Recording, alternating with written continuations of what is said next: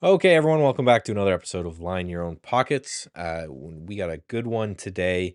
I know Dave's really excited. I think this is something that I remember uh, Dave being passionate about way back when I was trading ideas like 5 years ago. I think you wrote an article about this. So why don't you tell people what we're going to be chatting about? So we're going to talk about partial profits, taking partial profits. And it's interesting. So somebody on my newsletter brought this up to me.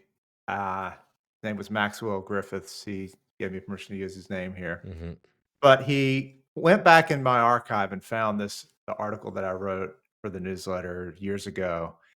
It's one of my most popular articles, and I could tell it touched a nerve. And it's on basically how partial profits aren't all they're cut out to be.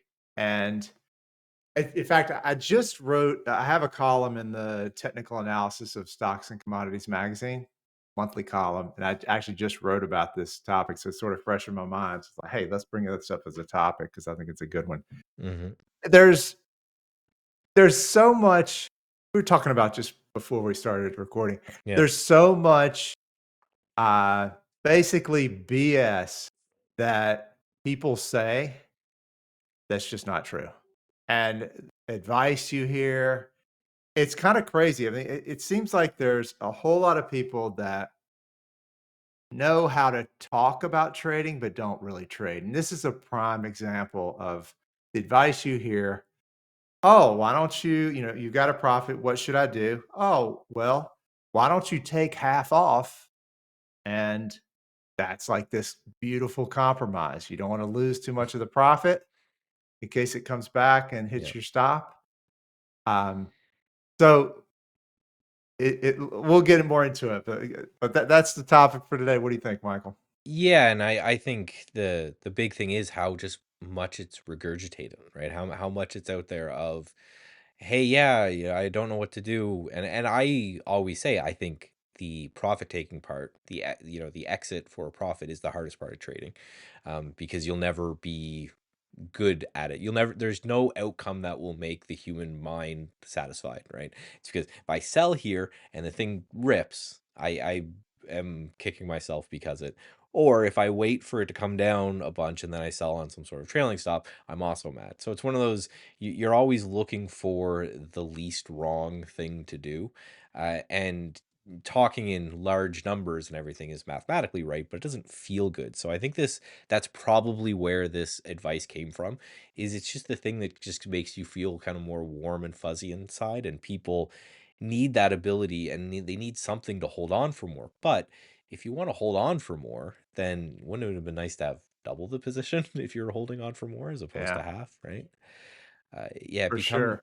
it's one of those things where, yeah, there's the advice that's mathematically correct and there's the advice that makes people feel good, and I always struggle on which of those is right, and it becomes an interesting thing where we all want to think that we're robots and we can just follow the advice that's absolutely mathematically correct, but I wonder if it's one of those things like diet, where I could tell you eat chicken, broccoli, and brown rice, and this amount of carbohydrates and fats and proteins, blah blah.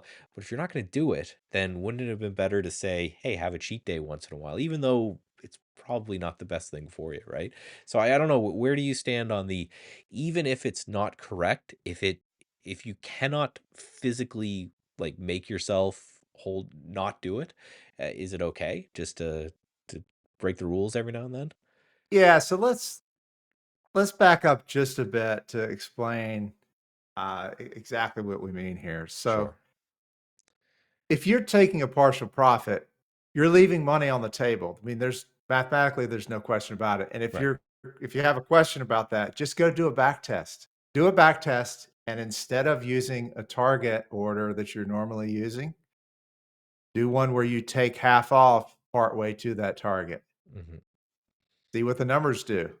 I mean, mathematically, by definition, if you put that rule in place, you're never going to achieve the full target level at your full size.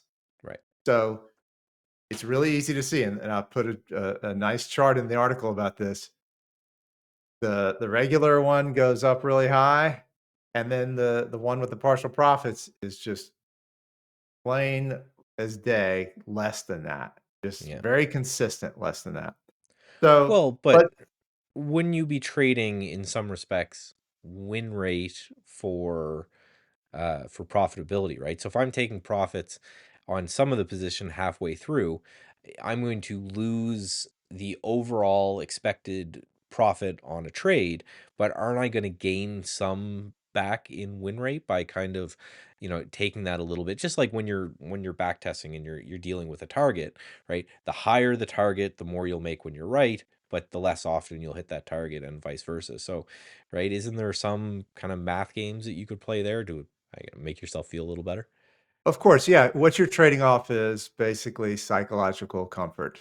Yeah. And I'm not saying that everybody should trade like a robot and you should ignore psychological comfort. Psychological comfort is an important part of trading. Mhm. And if that's going to keep you in the game longer, even if it's not mathematically optimal, I think that's totally fine. What I think people don't do though is they don't recognize that there's a trade-off and they think this is great advice from some guru they hear about.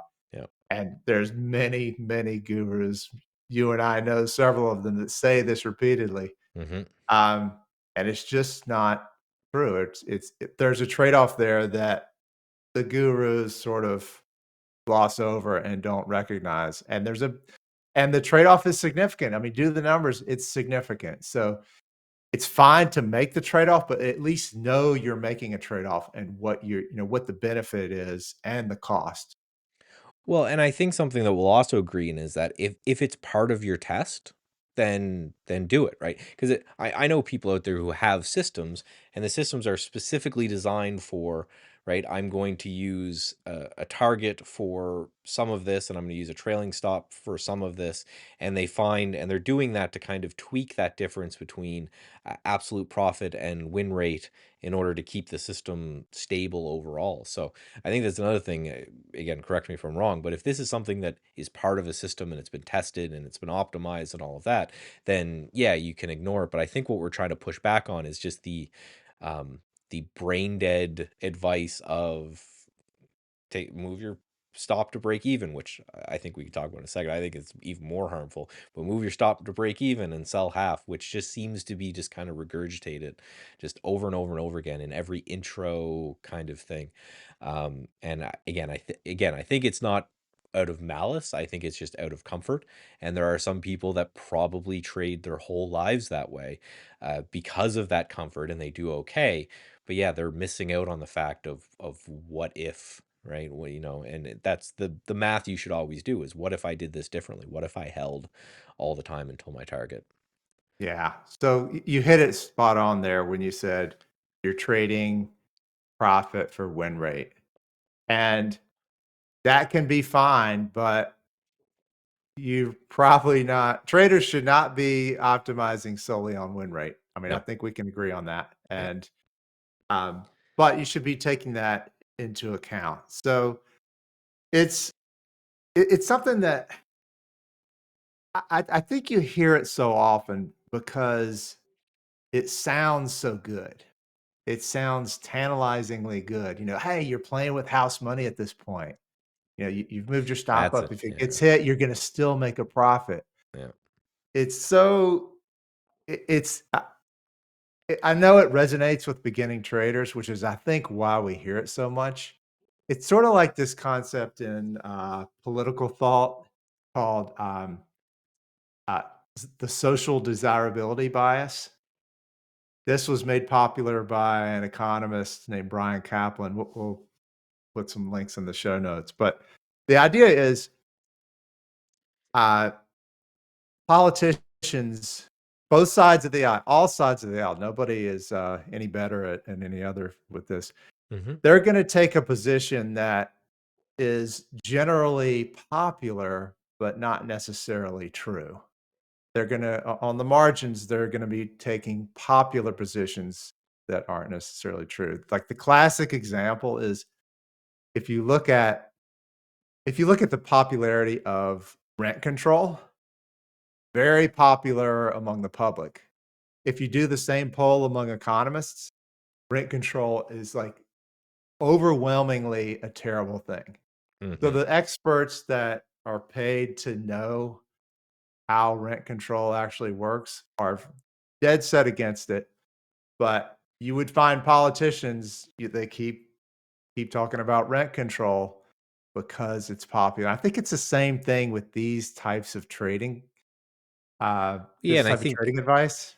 I think even a better example there to hit your point home is nuclear and how everyone switched on a dime seemingly one day is right. Nuclear, you'd have the hippies protesting that this was so bad and everything for the environment, and then just it seemed like one day, like last year, everyone just flipped and said, "Oh well, it's green, it produces a lot of energy, it's always on, it's fantastic." So you're right. It's people will um, I think it's more of the going against the herd and sometimes how hard that is, right? When it comes to this, if you started trading and your mentor that you knew that was making a lot of money did this, and then, everywhere you looked and every other successful trader you talked to, they're also doing the same thing. You're like, okay, well, this must be the way to do it. And I think it comes not necessarily naturally to people to say to question that, to go through, and I'm going to have to question that. But like you mentioned, run the data, right? And that will tell you one way or another. And that should be the way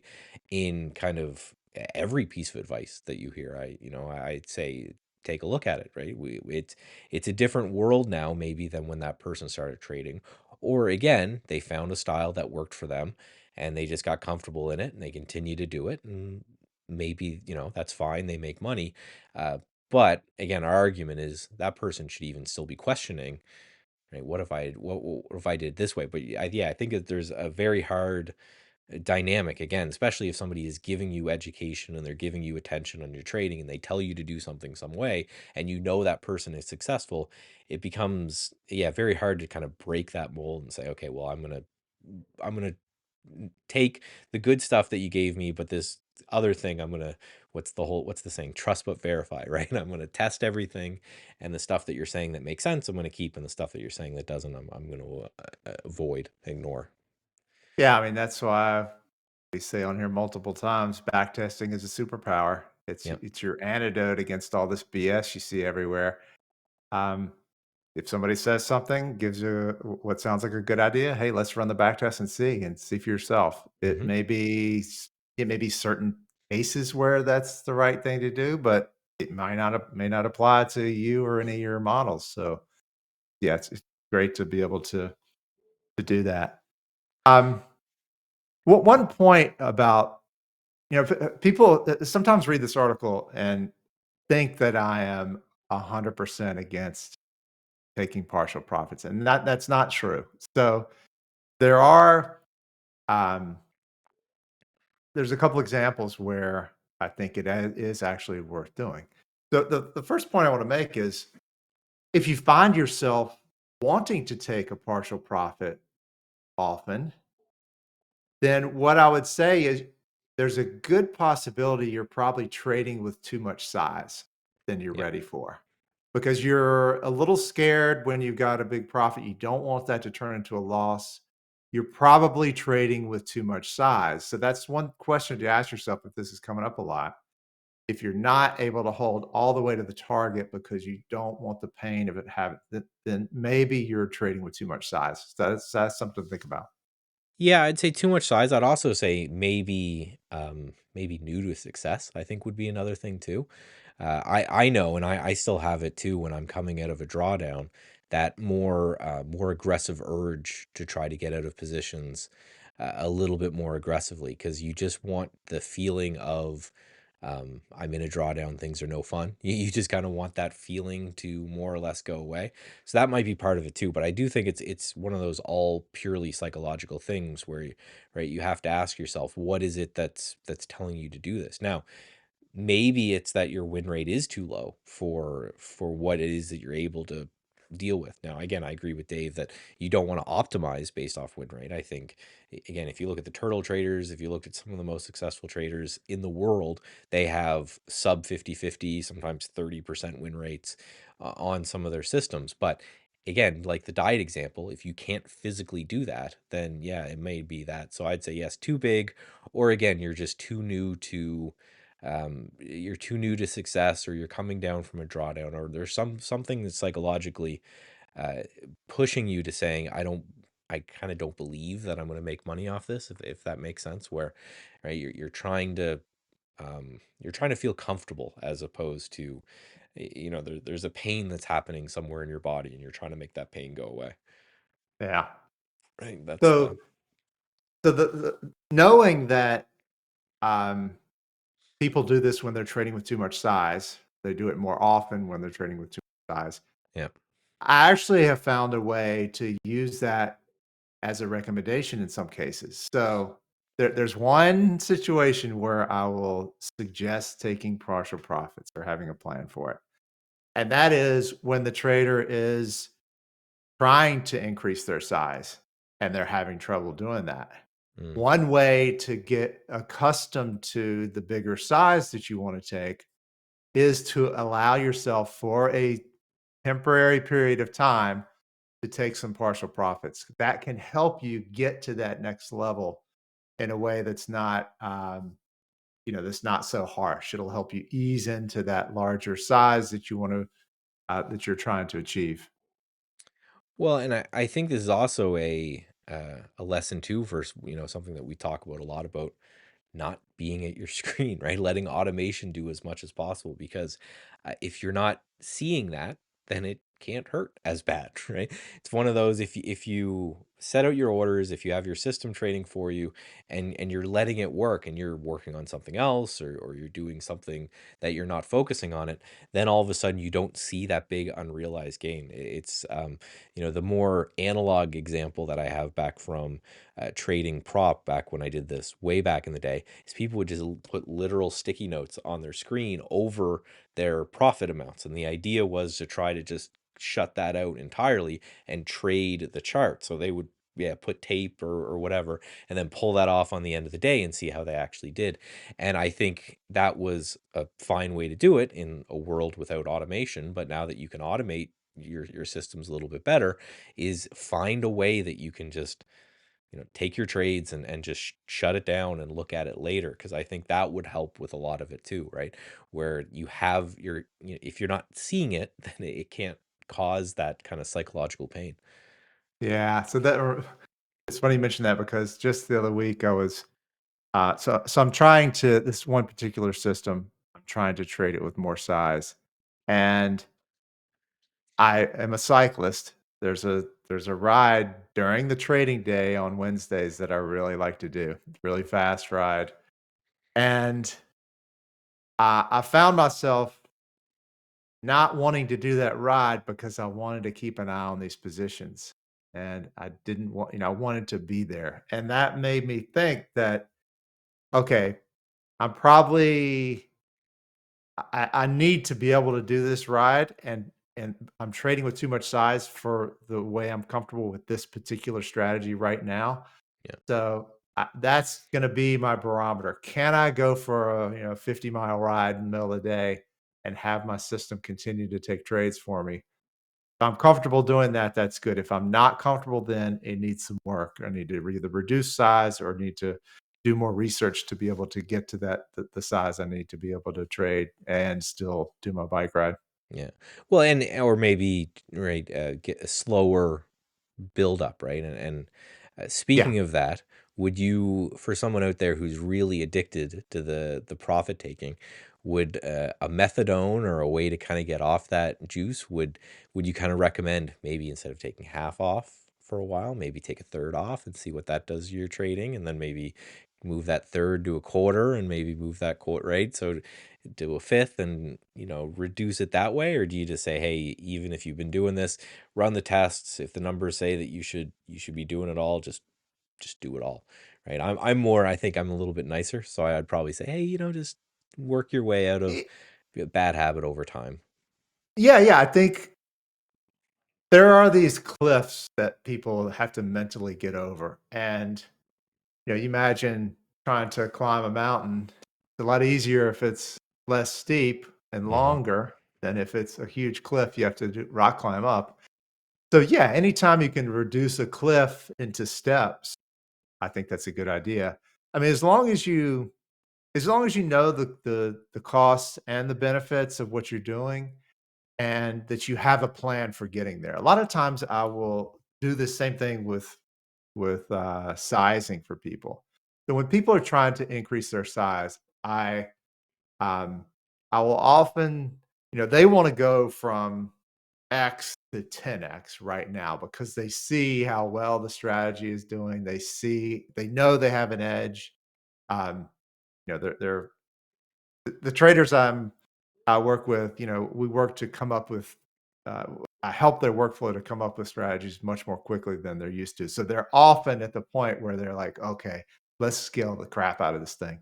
And I'm always like, well, let's take a step back, set a goal for yourself in a month, 2 months, some period of time where you want to get to that new level.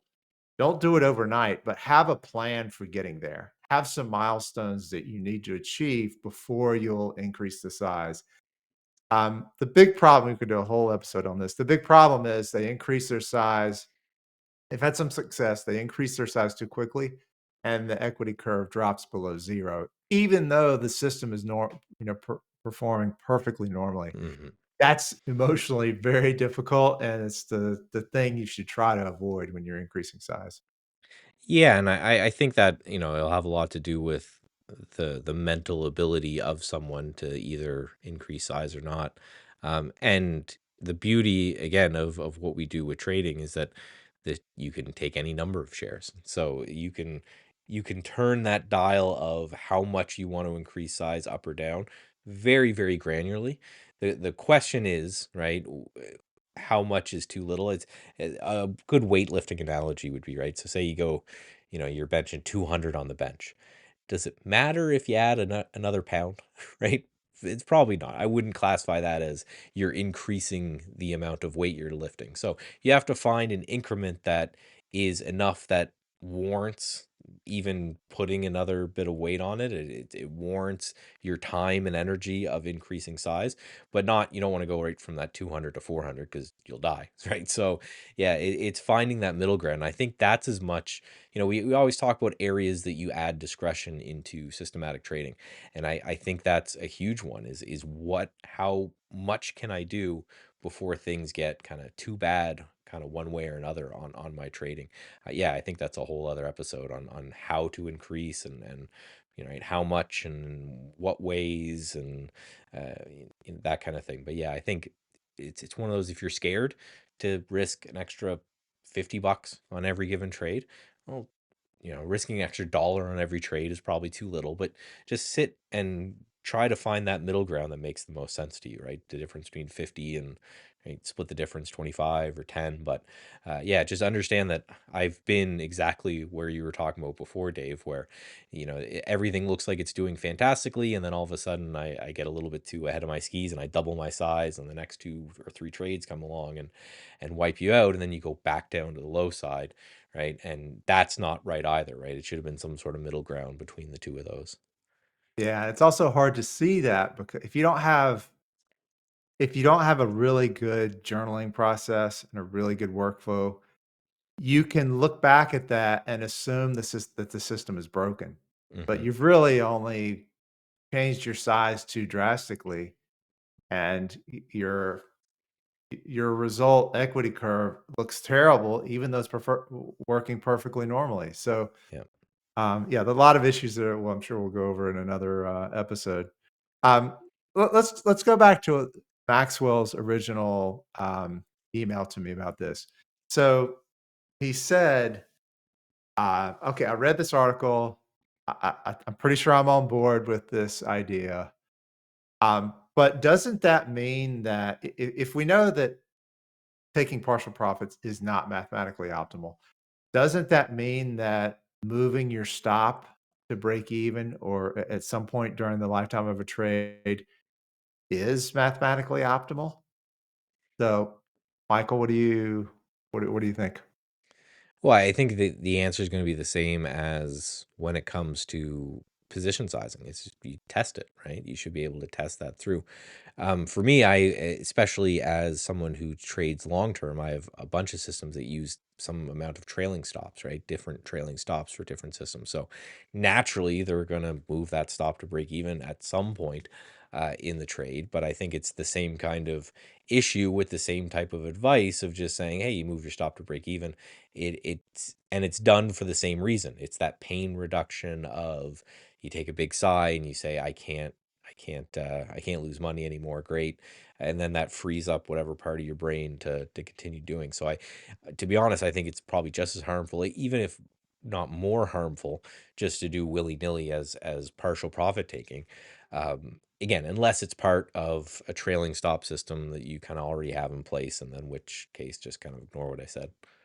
Yeah, I think I'm not sure if it's worse than taking partial profits or better, but it's still a mistake. And it's very clear when you go back and look at the data that it's basically the same thing on the other side. You're trading profits for win rate.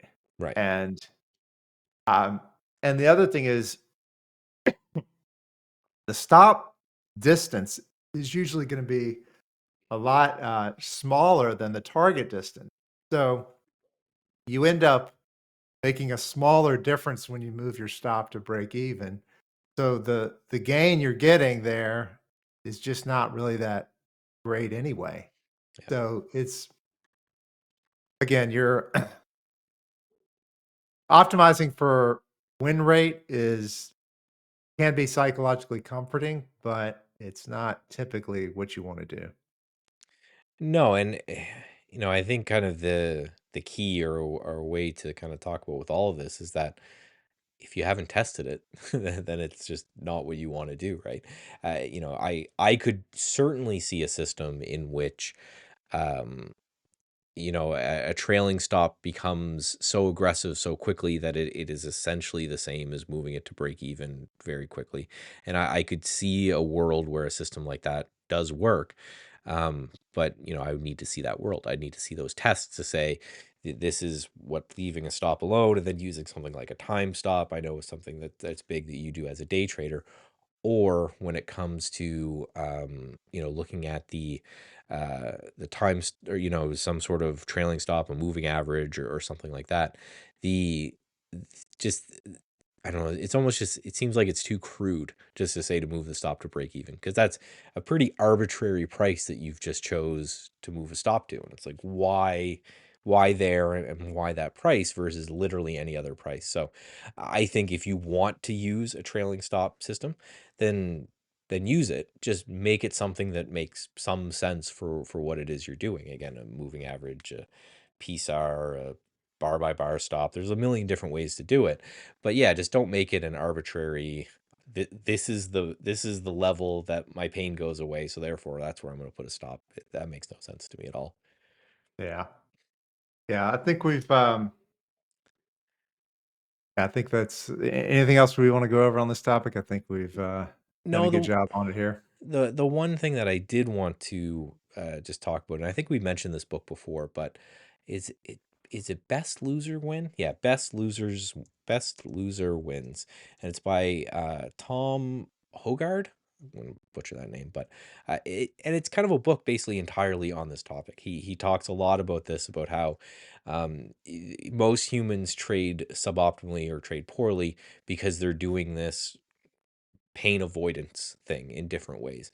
And then he talks about the kind of the complete opposite. Now, I think he goes a little bit crazy on the other side, where he talks about, aggressively doubling or tripling or quadrupling into winning positions, which again, if it's his strategy and it works for him, it's fantastic. But yeah, it's just a great, when you were talking about this, that was the first book that kind of stood up, because it's like, it's 58 pages of, or no, it's I think 258 or some pages of how basically what we talked about, and just example after example from different people. So I think it's a really just good book on the topic. Yeah, I mean the sentiment sounds great. I like the catchy title because that is a lot of trading is becoming comfortable with being wrong. Yes.